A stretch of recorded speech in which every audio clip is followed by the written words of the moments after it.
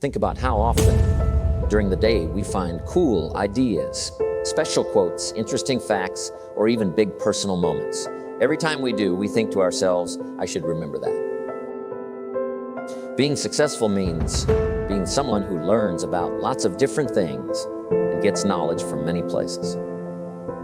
It's like having a mix of interests that helps us grow and be better at life. A successful human being is one who has learned to diversify his interest and gather knowledge from a variety of sources. Gather enough good ideas in one area of life, and you will form a solid block. Gather enough solid blocks together and you can build a completely new life. Each idea has its own right moment. As Victor Hugo once wrote, there is one thing stronger than all the armies in the world, and that is an idea whose time has come. When we go to a new house, we pack our things neatly in boxes with labels so we can find stuff quickly when we need it. But when it comes to facts, ideas, and things we notice, we don't have a good system, as though they're incidental rather than essential to our better future. Maybe the ideas you gather today don't seem important right now. But in the future, when you face challenges, the armory of ideas you have carefully and conscientiously assembled over the years will serve you well. Remember, failure more often than not is attributable to lack of information about how to succeed. We all can find the information we need to reach our goals. The problem is, not everyone has the discipline to collect the information in an organized way, making it easy to use when an opportunity comes up. When we gather different thoughts about a topic, they often join together to create a brand new idea. It's kind of like how tiny snowflakes, when you gather them up, can make snowballs, and those snowballs can turn into snowmen. Take charge of your own life by imagining and writing down different situations. Then picture yourself right in the middle of them. What would it be like to live in that city? How would you feel about doing that? How would you feel having those responsibilities or those freedoms? Choose a path and let your imagination take you to new places, new roads, and new chances. Imagine and write down your dream job. Describe your perfect relationship, state your ideal income. Outline how you'd like to behave and design your dream lifestyle. After that, turn your dreams into written goals with priorities and deadlines. Learn to paint these mental pictures and then, like an artist, create something of substance on the canvas of your life. Then use everything you have to make something important in your life. Add new things like colors, depths, dimensions, and meanings to where you are now. Explore and discover who you can still become. Set yourself free and explore the possibilities of life with paper and pen. There's no risk, no chance of failure. Stretch your mind, explore new ideas, and you'll see that life will offer you fresh opportunities, new experiences to learn and grow from, and circumstances that exceed what you had imagined before. You see, writing about events and circumstances, it helps you understand it better. If we only think about life in our minds, our imagination can give us wrong or twisted information about how things really are, whether it's good or bad. When we describe a situation in writing, we become more honest, accurate, and realistic. Reading what we wrote helps us create a new and clearer picture in our minds, replacing any distorted views. When we see things as they really are, not just as we imagine, we can figure out how to make them better. Write about a current dilemma you are facing, whether it's personal, related to work, family, or money. Put it on paper exactly as it is. But remember, just writing about the problem is only the start. The next step is to carefully look at what you wrote, analyze it, and then find creative ways to solve the problem and make good decisions. A tendency to blame circumstances or someone else for your problem instead of realizing they might be the reason. Many of our problems happen because we either didn't do what we could have done or rushed into doing things we shouldn't have done. Let me remind you again this: things get better when you get better. Passive hope never has and never will improve human circumstances. Often making a few small changes in how we think or what we do can solve big problems. Essentially, you must learn to view your problems like a scientist who puts tiny organisms on a slide. Use the microscope of truth to examine your situation and see its real nature, boundaries, and composition. And as you examine your problem, do what a scientist does. Write down what you observe. As you keep making your description of the problem better, you'll get closer to finding a solution. And speaking of solutions, make sure to write down what you finally decided. If it worked out great, it's important to remember. But if it didn't go as planned, it's even more crucial to record what happened so you don't end up making the same mistakes again. It's okay to make mistakes. That's how we learn and grow. Surely most of our personal growth comes as a result of our errors. But what is truly unforgivable is to make the same mistake twice. Each mistake has its own consequences. However, the most costly error anyone can make is an error unknown. If something didn't work, it may be too late to undo the mistake, but it's never too late to make adjustments and revisions in your thinking. Making better decisions comes from developing good thinking habits, which you learn from practical experience, understanding what works and what doesn't. Becoming a more effective thinker on paper is a sure way of becoming a more effective person in practice.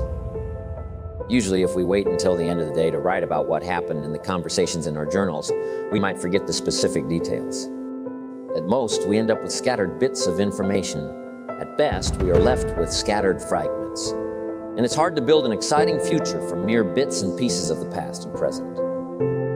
You see, writing in journals is merely a way of capturing information. But when we read what we wrote, that's when we start turning that information into useful knowledge about ourselves, our surroundings, our relationships, our work, our money, our dreams, and how we can make our future better. Also, the simple act of carrying your journal speaks to the world. It says, I am a serious observer and participant in life's events. When you present yourself to life as a serious student, it opens up countless chances for you to learn, improve, grow, and make every part of your life better. Part of the human experience, perhaps the most important part, lies in learning to translate these events that occur outside of us into words and emotions within our inner world. The better we are explaining what's happening outside, the easier it is to understand our own feelings and struggles inside.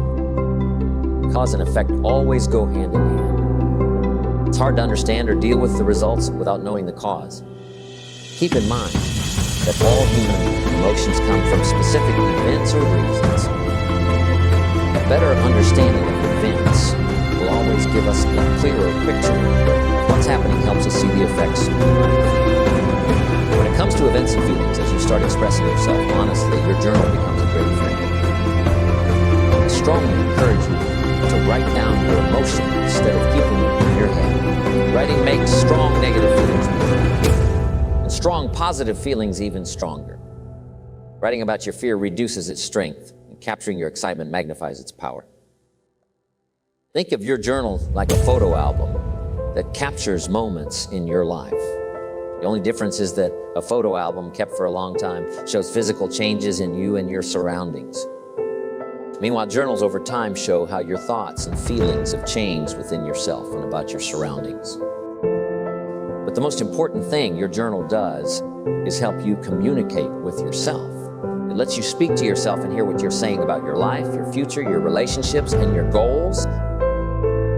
As you begin to develop the habit of writing down your problems, recording your observations, your thoughts, feelings, and reactions to what happens in life, you'll likely find yourself asking and answering new questions about your past, present, and future. As you begin to both ask and answer yourself on paper, you'll be surprised at how much you learn about yourself and become more aware. Life is always changing, and there are countless ways people experience it. Our task as human beings is twofold. First, we need to understand and explain what's happening around us. Second, we must express and share what's happening inside us in a way that others can understand. William James once said, it's really hard for one person to understand another person's thoughts. Even though we live, work, try, grow, discover, explore, and pray together, each person is like an island separated from others by the deep channels of not being able to communicate well. Writing in your journal is one of the best ways to improve how you communicate. When you get better at explaining life to yourself, you'll also get better at expressing yourself to the world. Put into more practical terms, you get better at telling yourself what you want and how you feel. It helps you express yourself more clearly to others. As a result, you'll also be better at understanding what others are truly feeling and saying to you. You see, talking to people of the same age or with similar education, income, jobs, or beliefs is pretty easy. But what if two people seem really different? Like a teenager and a 40-year-old dad, or someone who didn't finish high school and a college professor, or a lawyer and someone without a job. That's when communication gets harder, but they are challenges that using a journal can help us overcome. You see, regardless of the differences in our outer worlds, inside, human beings are all basically alike. We've all felt sadness, maybe not from the same thing, but we've all felt it. We've all felt the happiness of accomplishing something, maybe in different situations, but it's the same feeling.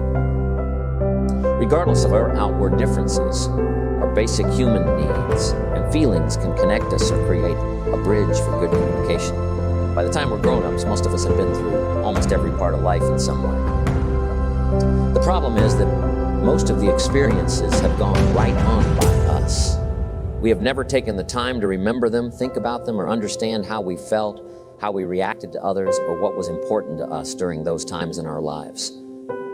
Imagine if you deliberately wrote down the events in your life with paper and pen so that you always had a wealth of experiences from which to draw.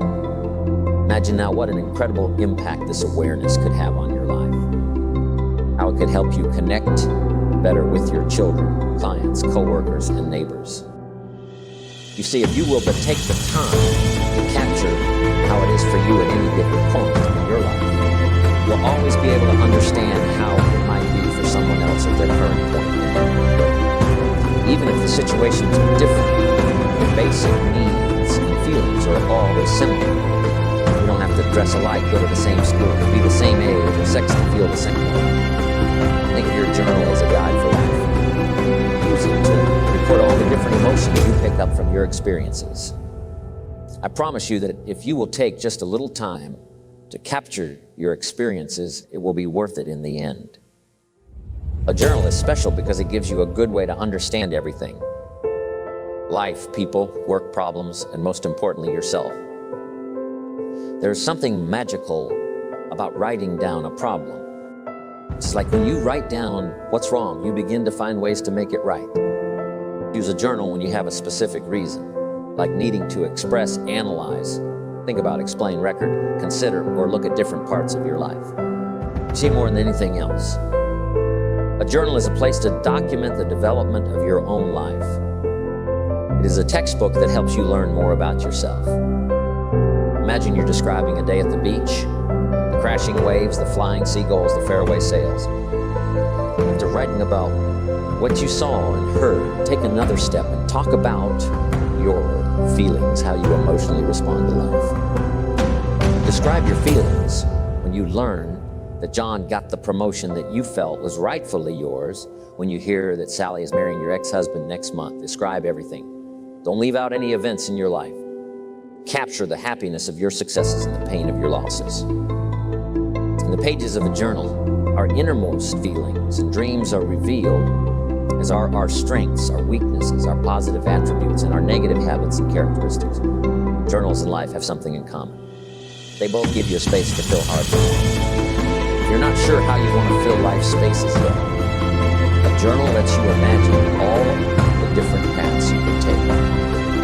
Take your dreams for your mind to the page and turn them into reality in your life. Journals often convey more than what we write, just like actions speak louder than words. Whether you choose to begin a journal and, more importantly, whether you have the discipline to use it, both the decision and the action need to come from within. No wise counsel from any source will ever replace the intensity that comes from a personal commitment to excellence. Be absolutely certain that whatever you put on the pages of your journal, you can make happen in your life with enough belief, commitment, discipline, and desire. Collect everything: hopes, sorrows, lessons, friendships, achievements, and disappointments. Gather it all to learn from it, and let the lessons you've learned become part of the legacy you leave for your children and the world. Truly, the most valuable treasure anyone can leave behind is the knowledge they have acquired in their one lifetime. As you grow, you'll find that the methods that worked last year might not be enough for this year. Being flexible is crucial for success. We always need to look for better ways to support new ideas. Some people hear this advice, think it's a good idea, and even agree to try it in their minds. The issue is that vague intentions often don't lead to action. We all know what happens to the promises we make to do something tomorrow or next week as soon as we have a chance. It's fascinating how our minds work. We know what's good for us and can make us healthy, happy, or prosperous. Yet we often convince ourselves that we'll start tomorrow. I'll buy that book and read it tomorrow. I'll start that exercise program. Somehow, we never quite manage to do it. My advice is that if you think a suggestion has merit and that it's worth trying, that you promise yourself you will do it. Life should be a mix of observing and taking action. So my suggestion is to get involved and take action on some things. Let others sit around thinking they can remember it all. Let others treat opportunities lightly, but not you. I'm asking you to take it seriously.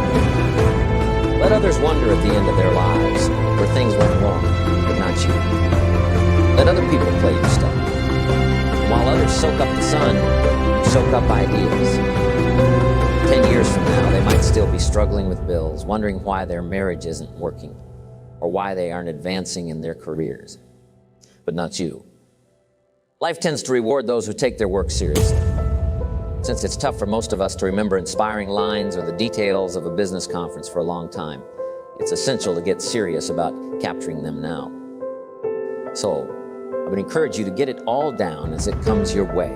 But financial ideas, personal development ideas, time management ideas, family ideas, business ideas, and everything else you're fortunate to come across. If an idea is worth listening to or remembering, it's worth capturing. There are many reasons to make the effort to capture good ideas. One important reason is that simply writing something on paper helps to imprint the idea more firmly in our minds. Seeing it or hearing it or reading it is one thing. Taking the time and effort to write it down with paper and pen is much more effective.